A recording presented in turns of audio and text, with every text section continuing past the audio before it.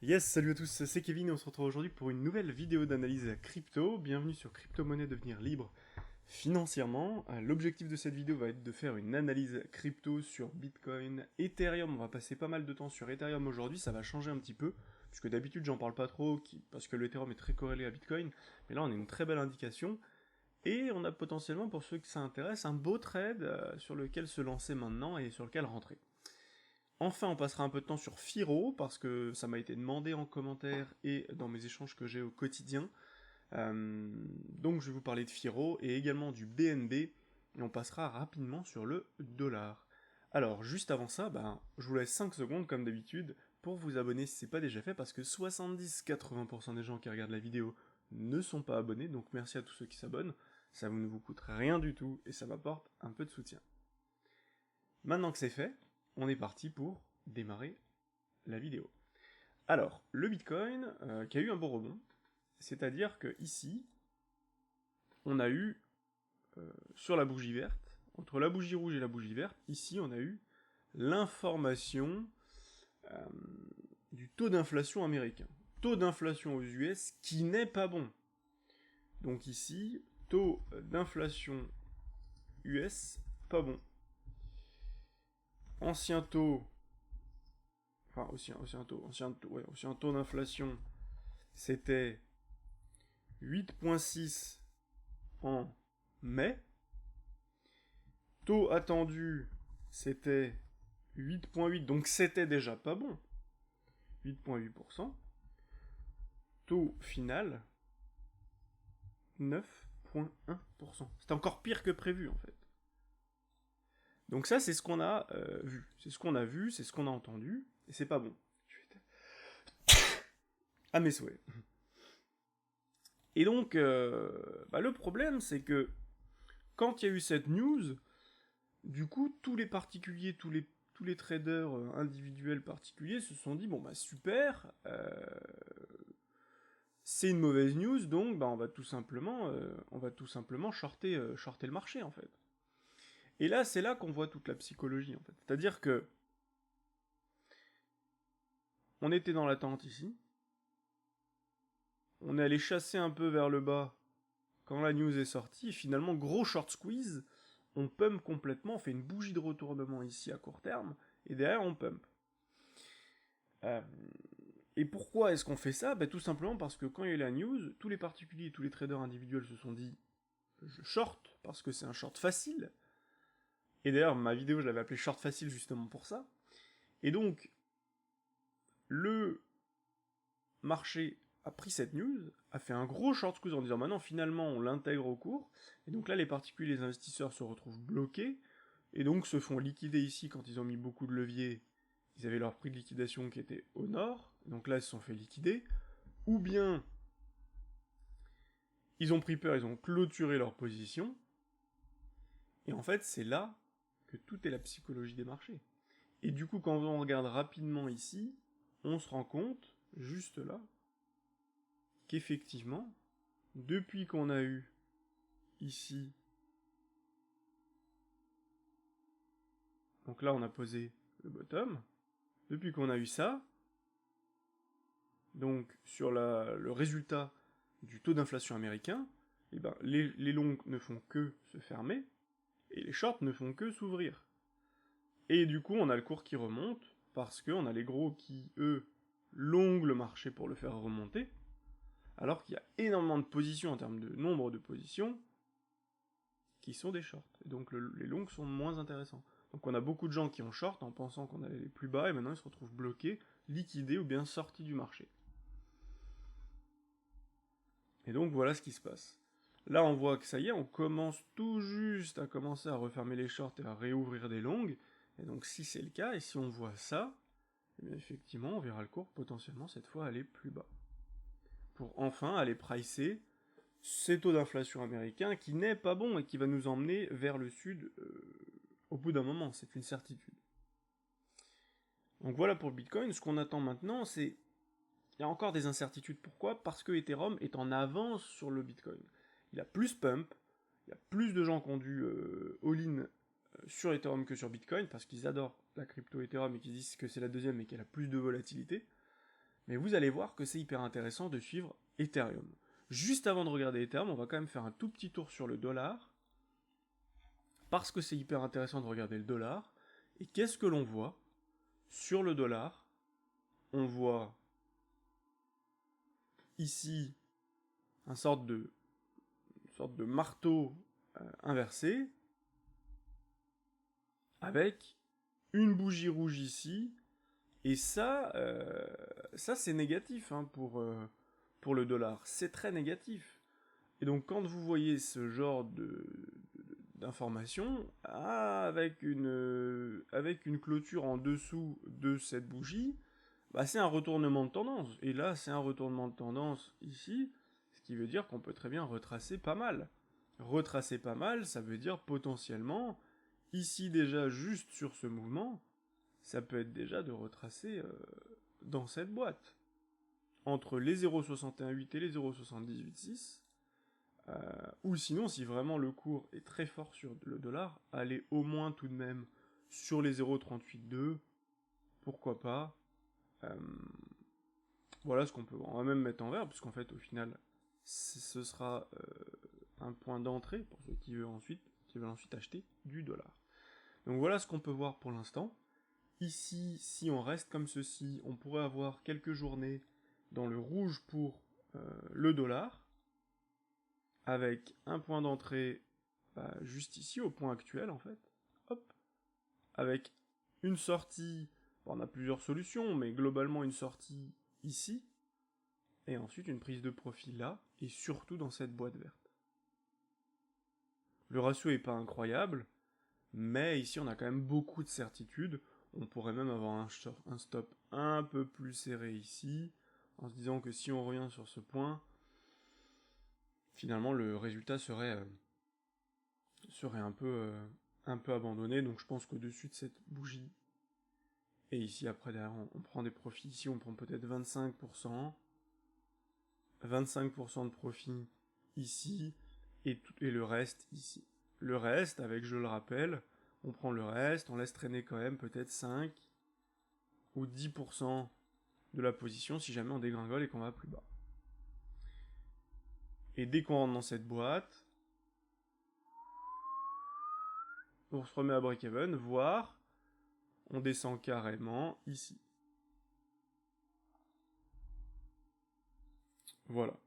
Donc là, on va rester comme ceci, on verra comment ça bouge. Attention tout de même.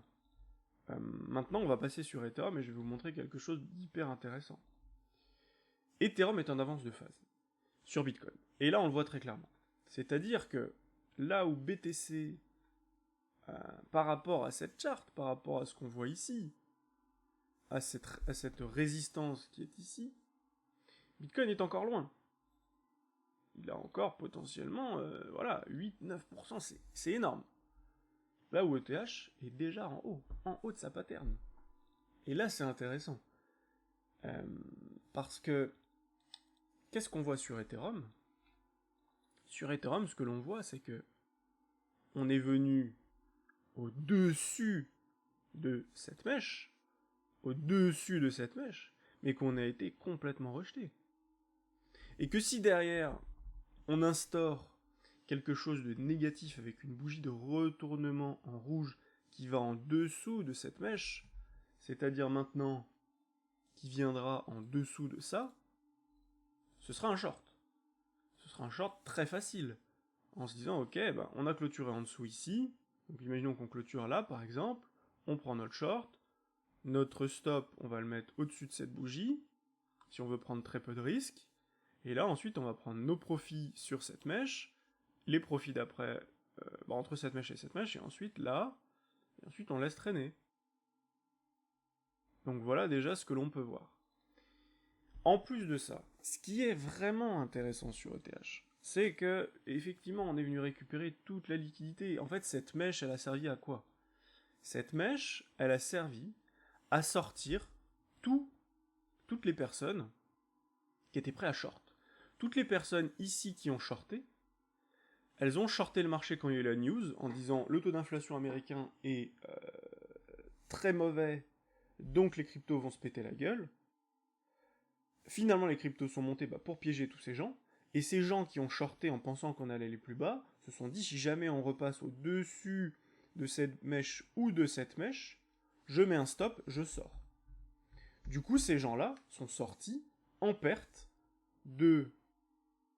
Ils sont peut-être pas rentrés ici, ils sont peut-être rentrés un peu plus haut quand même, mais disons qu'ils sont rentrés là, en perte de 22-23%, donc ce qui est énorme. Donc là, toute la perte que eux ont engrangée, bah, ils se retrouvent...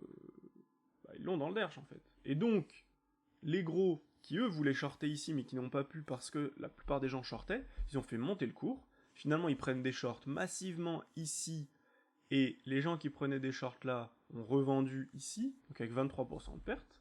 Ce qui fait que les gros shortent tout ici, récupèrent leur liquidité pour shorter le marché en masse et pour aller plus bas. Et je vais vous montrer quelque chose qui va vous être très intéressant, que vous allez voir. C'est que, déjà on va enlever ça parce que c'est dégueulasse. C'est que maintenant qu'on a récupéré la liquidité, voilà ce qui se passe sur Kingfisher. Là on est sur Kingfisher, c'est-à-dire qu'on peut voir les liquidations sur les futurs sur ETH. Voilà ce qui se passe. Aujourd'hui on est globalement vers les 1217, 1200 $, on est à 1202, on est un peu descendu. Voilà les liquidations au nord. Donc si on monte, on a un petit peu de liquidation vers 1350, vers 1480, vers 1800, un tout petit peu. Mais regardez la taille des liquidations au sud. On a énormément de liquidations à 1150. On a énormément de liquidations, on a un peu de liquidation vers 1000. Ensuite, on a énormément de liquidation vers 880, 900. Et on a énormément de liquidation vers 800 globalement, 760, 800. Sur la charte, ça représente ça. Ça représente 1150 ici. Ensuite, on a dit un petit peu vers 1000. Logique, c'est un chiffre rond. Donc c'est ici, on l'a déjà tracé.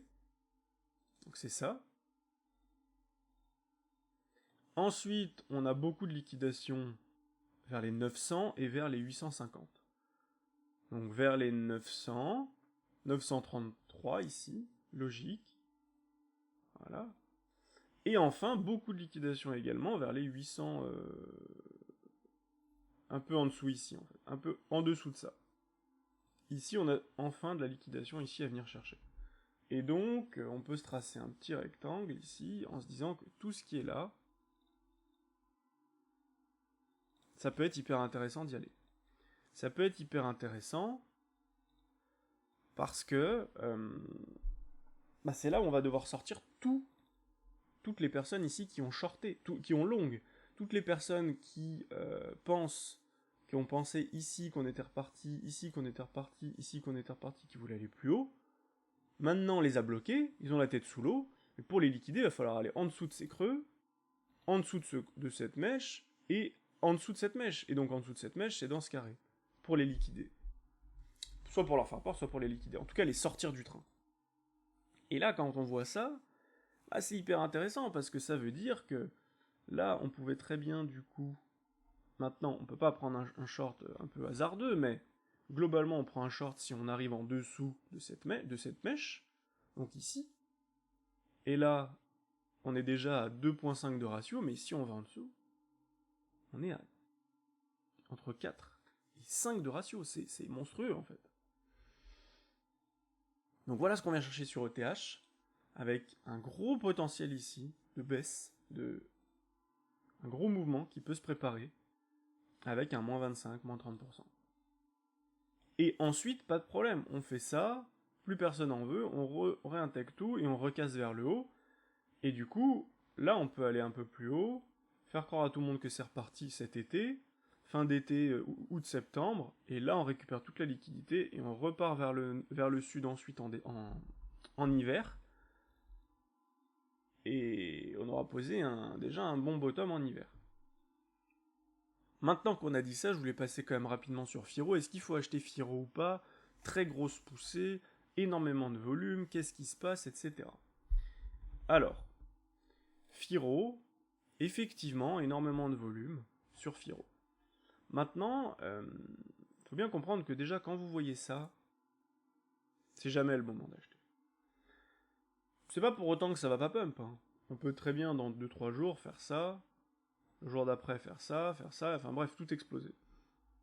Peut-être pas aussi haut, mais enfin vous avez compris ce que je voulais dire. Peut-être faire ça. Et dire, putain, bah bravo Kevin, t'as dit qu'il fallait pas investir, on a fait x10, t'es débile quoi. Mais en fait, c'est pas vraiment ce qu'il faut regarder, c'est plutôt que si vous investissez et que ça se passe mal, vous sortez quand? Parce que là, il n'y a aucune structure, il n'y a rien. C'est-à-dire que là, on peut revenir à ce point ici, sans aucun problème. Il n'y a aucune structure. Les achats ont été effectués, les volumes d'achats ont été effectués ici. Et là, ici, nous n'avons aucun volume d'achat, rien du tout. Donc, ce que l'on veut faire maintenant, c'est temporiser, voir comment réagit le marché. Sur ce genre d'informations, je dirais même que si on a une bougie rouge qui clôture en dessous de cette bougie, en dessous de la mèche de la bougie du 15, c'est bearish. Et derrière, qu'on pourrait même, si moi j'étais ici, je pourrais même prendre un short, en revenant ici, en me disant, ok, si on revient ici, c'est positif. Parce que c'est des retournements de marché qui sont logiques, qui sont sains, comme ce qu'on a vu sur WTC récemment. WTC qui nous a fait une poussée de plus de 20%, même largement. On était ici, on a fait 90% de hausse, énorme. Mais sauf que derrière, on a tout réintégré. En 2 jours, on avait plié tout ça. Et quand vous prenez le bas et le haut, mais en fait, on était redescendu à 85 et ensuite pratiquement à 90% de la hausse. Et donc, c'est ce qui risque de se passer sur Fiero. Beaucoup de gens commencent à s'y intéresser, donc ça peut continuer de pump un petit peu, mais ça finira, il y a de grandes chances que ça finisse par se recasser la gueule, et que même si ici, on repump un tout petit peu, on a plus de chances maintenant de se dire que ça c'est un top, et qu'on fasse ça une mèche, qu'on revienne en dessous, et derrière qu'on dégringole, ou bien qu'on vienne poser quelques plus haut ensuite, et qu'il y a un moment donné où on fasse ça, et qu'on réintègre tout. Et est-ce que ça vaut vraiment le coup de rentrer maintenant pour essayer de prendre quelques pourcentages, sachant qu'on a peut-être déjà fait le top et qu'on fasse juste une mèche, et qu'on redégringole en quelques secondes, quelques minutes, voire quelques heures, et que vous ayez tout perdu ou que vous n'ayez pas le temps de sortir. Je suis pas sûr que ce soit très intéressant, et même je pense que l'inverse est plus intéressant. Enfin, pour finir sur BNB, pour terminer ce brief, et qui va reprendre en fait le global, c'est-à-dire que BNB a brûlé plein de jetons. Donc ça c'est hyper intéressant. Mais quand on regarde la structure globale, je suis désolé, mais c'est pas bullish. C'est pas bullish du tout.